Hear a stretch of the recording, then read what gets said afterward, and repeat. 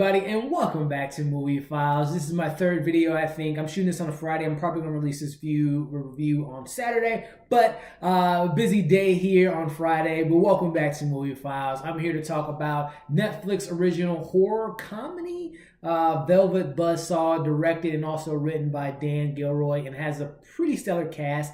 I mean, by the likes of Jake Gyllenhaal, Rene Russo, John Malkovich, Toni Collette. I mean, just an all-star cast. So in this review, guys, I'm going to touch on the positives and negatives. Since it is streaming on Netflix, let you know if it's something worth checking out over the weekend, and then give you guys my overall score of the film. But before I get into all those details, I want to welcome all those that are new to Movie Files. If you haven't already, hit that subscribe button. Check out all of our reviews, whether it be for the big screen, the small screen like Netflix, TV reviews, unboxing videos, giveaway videos, trailer reactions.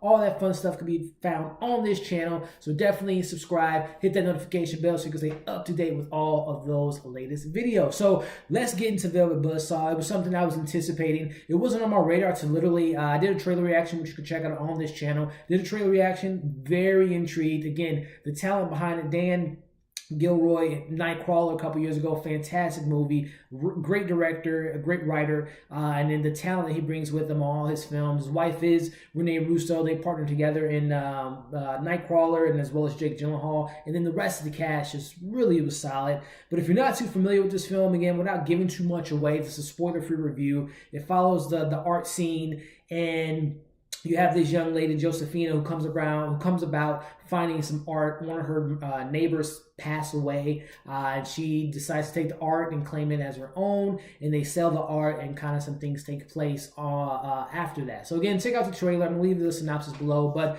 kind of get into the positives. Again, as I touched on at the beginning, the cast is pretty stellar, and the performances were pretty solid, I think, and I'll get to it in my negatives, but I'll just leave it at the performances were solid across the board. Jake Gyllenhaal is always great. Rene Russo is really the standout to me in this movie, mixed in with John Malkovich and Toni Collette and all the heavy hitters, and the surrounding players around them were pretty solid. As far as the look and feel of the film, it's pitched as a horror film, and it has horror elements, but I would definitely say, you know, the way the film was shot and the way that those horror elements kind of play in was done pretty well by Dan Gilroy and the cinematographer. So the look and feel of the film ties into horror, but I definitely can see it being a comedy mixed in with some thriller. Some other positives for me were the actual kill sequences. When the movie picks up, which is mostly in the second and third act, when those things take place and the themes behind how those killings tied into the characters and who they were in the movie kind of tied in really well without giving too much away. The way that the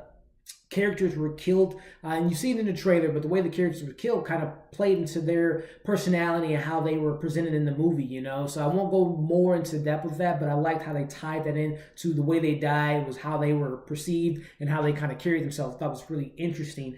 The runtime is pretty quick, you know. It is a slow burn, but again, the second and third act really pick up, which kind of lead into my negatives. Again, the performances were solid, but it was just, for me, I just didn't really care for the characters. And again, it's how the characters were written, how they were presented to us as these kind of art people, the advisors and people that buy art and things of that nature, and kind of dives deep into the art industry. And it was just, I didn't really care for the character. And again, that's how the characters were perceived. They were kind of arrogant and not likable people. And it really kind of showed that. And at the end, when things kind of take place, it's just like, how am I supposed to care about these characters if they're meant to be kind of, you know, rude and obnoxious? It's like, it's kind of hard to feel bad for these people. Not saying that they need to die, but it was just kind of hard to relate to these characters, which kind of go into some more negatives too. It was a bit of a slow burn, and the end result didn't really please me per se. You know, it was leading up to all this, and you're just like wondering. I'm like halfway through the movie, I'm like, are they gonna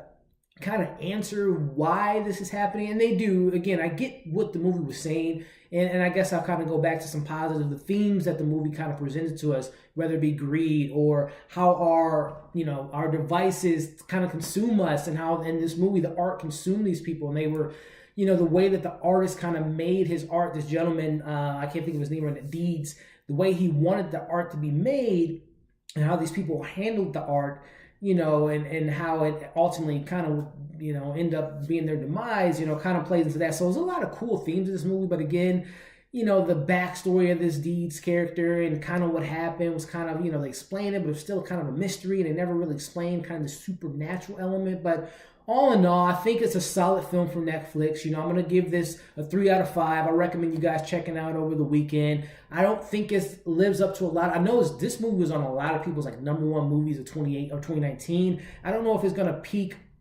that type of hype level, but for me, for someone that just stumbled upon it a couple weeks ago, enjoyed the trailer, loved the talent, loved kind of, enjoyed the messages in the movie as a whole. And again, if you're looking for this to be like a horror, straight up horror, it's not that. It's more of a suspense mixed in with some comedy and some pretty solid performances. So again, 3 out of 5.